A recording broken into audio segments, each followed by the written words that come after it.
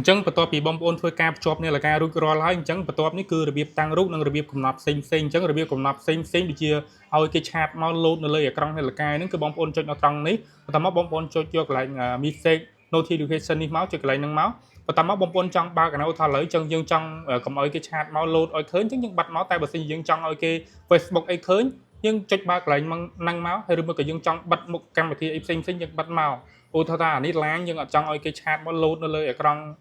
នេះលកាយយើងទេយើងចុចបិទអញ្ចឹងមកបើយើងចង់ឲ្យឃើញយើងបើកអញ្ចឹងមកអញ្ចឹងវាមានតែប៉ុណ្្នឹងទេឬមួយក៏បងប្អូនចង់ឲ្យវាលោតទាំងអស់យើងចុចកន្លែងនេះមកវាលោតទាំងអស់ហើយកម្មវិធីផ្សេងដែលគេឆាតមកហ្នឹងវាលោតអស់ហើយរបៀបតាំងរូបគឺបងប្អូនចុចនៅកន្លែងនេះចុចកន្លែងហ្នឹងមកបន្ទាប់មកបើសិនជាបងប្អូនអត់ចង់តាំងរូបខ្លួនឯងទេបងប្អូនចង់តាំងរូបដែលគេដាក់ឲ្យនៅលើ app នេះបងប្អូនអាចចុចនៅកន្លែងនេះមកជាស្រ័យចុចនៅកន្លែងកណ្ដាលនេះអញ្ចឹងវានឹងចេញរូបអេក្រង់ស្អាតខ្លាំងមែនទែនអញ្ចឹងបងប្អូនអត់ចង់តាំងរូបខ្លួនឯងអាចតាំងរូបដែលគេឲ្យនៅកន្លែងនេះបានរូបខ្លះគេ free រូបខ្លះគេតម្រូវឲ្យបង់លុយអញ្ចឹងទៅហើយបើសិនជាបងប្អូនចង់តាំងរូបខ្លួនឯងបងប្អូនចុចនៅកន្លែងនេះសញ្ញាផាត់ពណ៌នេះបន្ទាប់មកបងប្អូនចុច select រូបដែលបងប្អូនចង់តាំងចុចបន្ទាប់ទៀតអូខេឥឡូវខ្ញុំឧទាហរណ៍ថាឥឡូវខ្ញុំចង់តាំងរូបនេះខ្ញុំគ្រាន់តែ select បន្ទាប់មកបងប្អូនអាចពង្រីកពង្រួមតាមអ្វីដែលយើងចង់បានទំហំរូបប៉ុណ្ណាបន្ទាប់មកចុច confirm ហើយកន្លែងម៉ៅនេះគឺបងប្អូនអាចសេរីដាក់អូននៅត្រង់ណាក៏បានដែរឬមួយក៏បងប្អូនចង់ដូរពណ៌ម៉ៅនេះទៅជាពណ៌អីផ្សេងក៏បានដែរឥឡូវខ្ញុំដាក់ពណ៌ក្រហមបែបនេះមក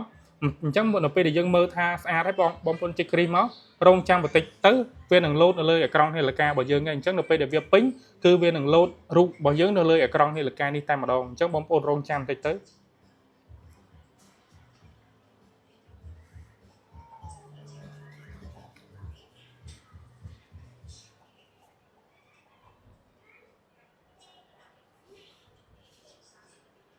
អូខេឥឡូវនេះគឺពេញអញ្ចឹងបងប្អូនអាចចុចចេញបានហើយមួយទៀតនៅពេលដែលបងប្អូនភ្ជាប់ជាមួយនឹងនាឡិកានេះនៅពេលដែលយើងចាក់ប័ណ្ណចម្រៀងទៅវានឹងលឺនៅក្នុងនាឡិកានេះហើយក៏ប៉ុន្តែបើសិនជាបងប្អូនចង់ផ្ដាច់កុំឲ្យវាលឺនៅលើនាឡិកាបងប្អូនចូលទៅកាន់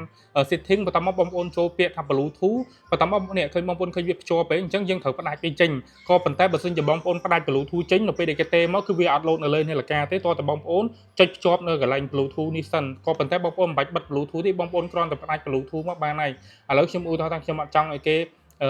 ទេមកលោតនៅលើនាឡិកាទេឬមួយក៏អត់ចង់ឲ្យវាលឺសំឡេងនៅលើនាឡិកាទេគឺយើងត្រូវចុចផ្ដាច់វាចុចកន្លែងនេះមក disconnect នេះមកឬមួយក៏បងប្អូនបើខ្ញុំបញ្ជាក់បងប្អូនបើសិនបងប្អូនអត់ភ្ជាប់នៅកន្លែងហ្នឹងគេទេមកវាអត់លោតទេណាព្រោះយើងភ្ជាប់នៅកន្លែងហ្នឹងតែអានេះទៅពេលដែលយើងភ្ជាប់មួយ app ទៅគេវាភ្ជាប់អូតូក៏ប៉ុន្តែនៅពេលដែលយើងដាក់បទចម្រៀងឬមួយក៏មើលវីដេអូអីវាលឺនៅក្នុងនាឡិកានេះក៏ប៉ុន្តែដូចខ្ញុំបញ្ជាក់អញ្ចឹងបើសិនជាអត់ចង់ឲ្យវាលឺទេយើងអាចចុចផ្ដាច់វាចេញទៅអញ្ចឹងរបៀបភ្ជាប់គឺមានតែប៉ុណ្្នឹងទេអត់ចូលកន្លែងណាអាចឆាតស៊ូបាន